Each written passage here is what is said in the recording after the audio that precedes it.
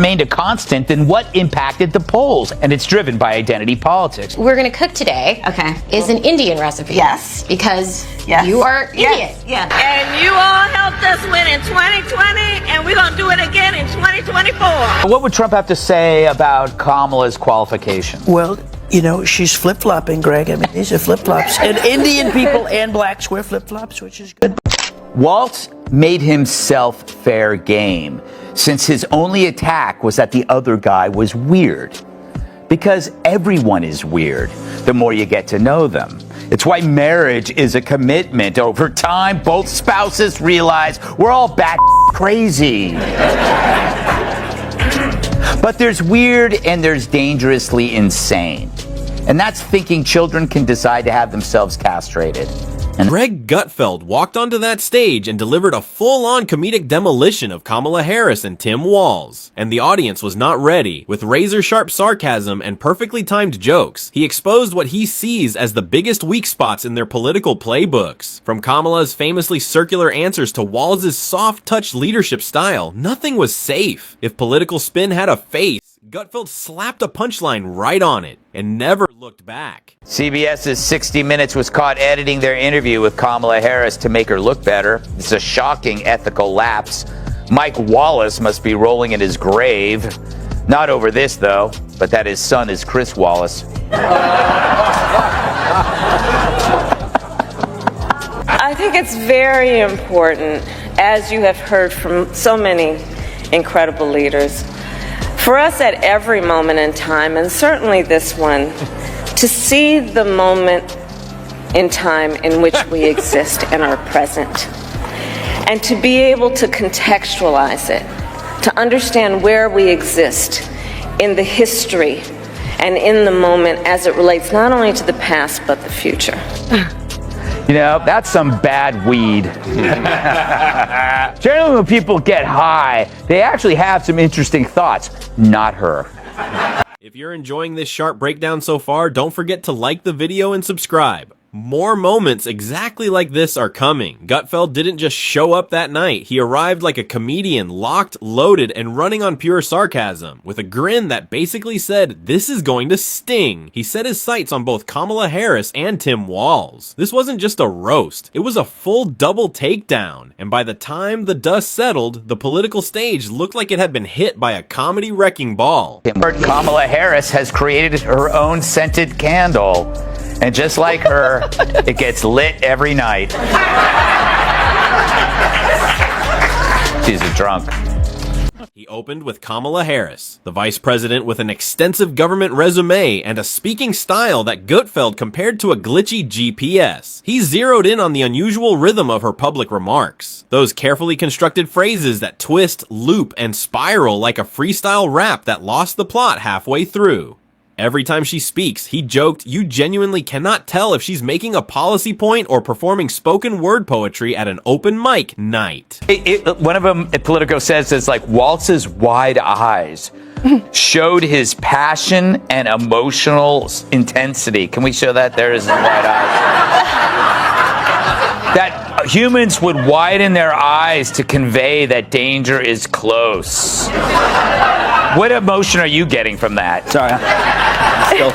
He compared her delivery to someone who just discovered metaphors, and now forces them into every single sentence whether they fit or not. On substance, Gutfeld said she skims the surface of issues like they have a do not disturb sign on them. In Phoenix, he joked that asking Kamala to explain inflation was like asking a cat to do your taxes. Plenty of noise, zero results. She circles around big topics carefully, he said, as if the truth might shatter on contact. It's filling the silence with nervous laughter and a word salad that leaves everyone more confused than before. With Waltz, it's hard to even bring him up. He has a resting snitch face.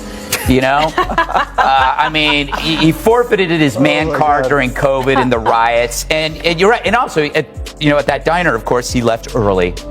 So don't you find it weird that for a terrifying threat to democracy that Trump is, not a single interviewer in his history has approached him with trepidation? Please subscribe us if this one is getting you hooked. Now, if you were hoping for clarity, forget it. Gutfeld said her speeches sometimes sound like a TED Talk delivered by someone who skipped every rehearsal. He called out her legendary habit of dodging tough questions, saying that watching her in interviews felt like someone playing dodgeball with facts. Whenever reality came her way, she'd fall back on lines like, "Let's be clear," without ever actually clearing up a single thing. He compared it to a cooking show where the chef explains lasagna using only cloud metaphors and a nervous giggle. Plenty of talk, zero insight, just confusion on a plate, then came the border. A topic she's been officially linked to but rarely engages with directly. Gutfeld's take?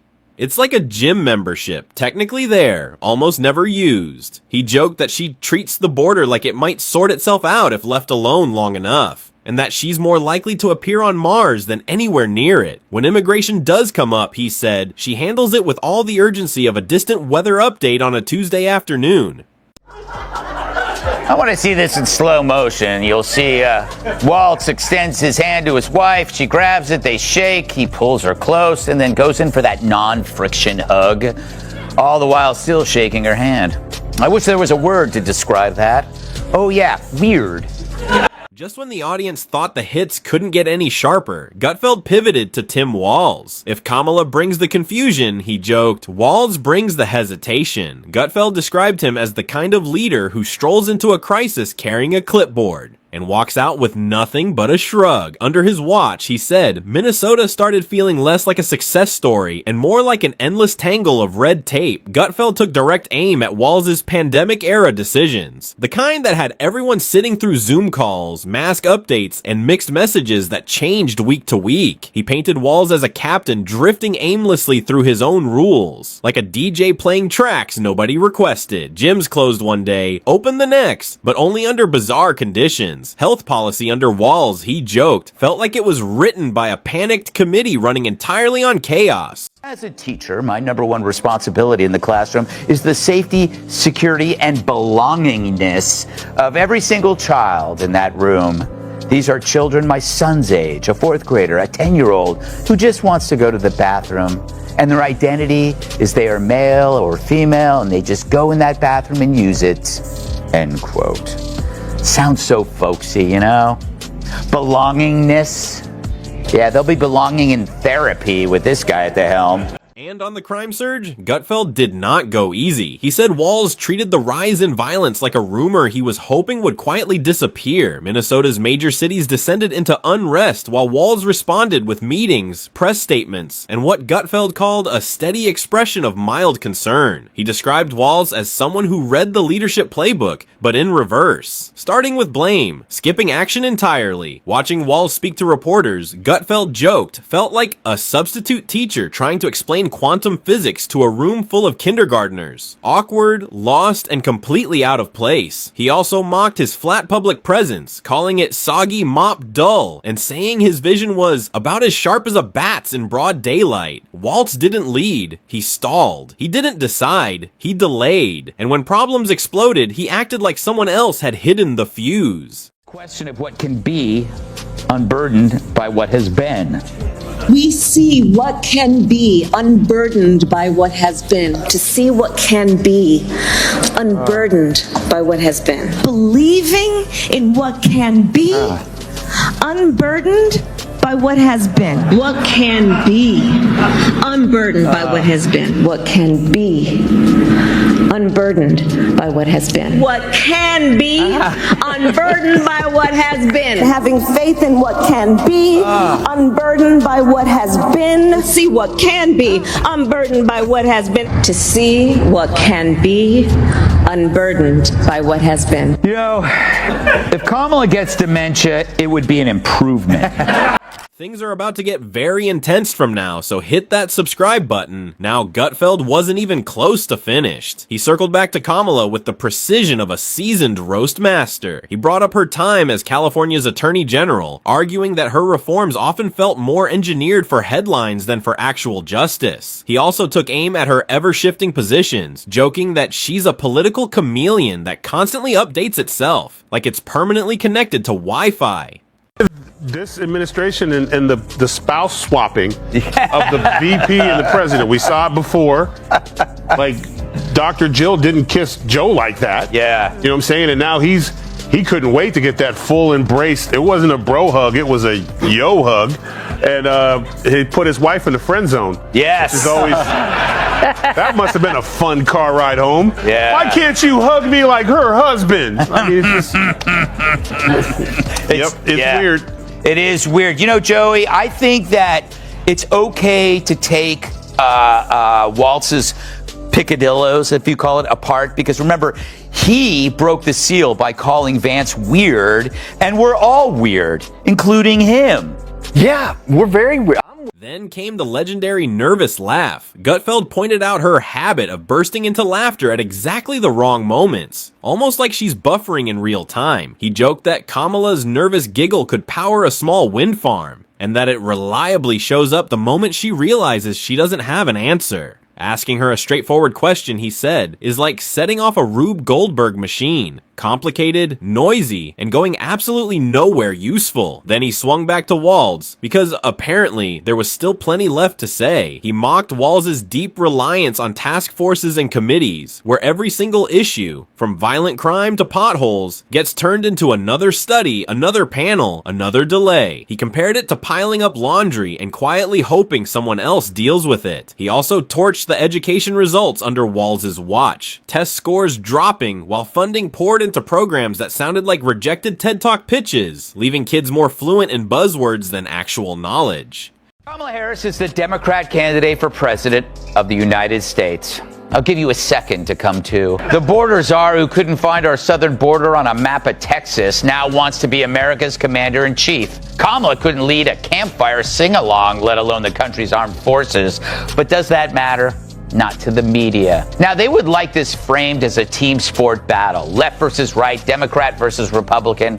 But in reality, it's the media narrative machine versus reality. Then Gutfeld paired their flaws together like a perfectly matched set of dysfunction. Kamala's confusion, he said, fits right alongside Walz's indecision. Two sides of the same shaky coin. One delivers speeches that come out completely scrambled. The other runs things like he lost momentum halfway through and never found it again. Together, he joked, they're like a buffering Wi-Fi signal, always attempting to connect, never quite getting there. He wrapped up their combined impact with a devastating closer. Kamala shows up with half-formed inspiration, while Walz tries to manage everything as though leadership can simply be microwaved. Put them both in a room to solve a problem, he joked. And Kamala would serve up a word salad so thoroughly tangled that even AI would struggle to decode it, while Walz quietly calls for a task force and slips out the back before anything actually gets resolved. Who made her first major speech last night since Trump took office, and it was another classic ball of verbal vomit.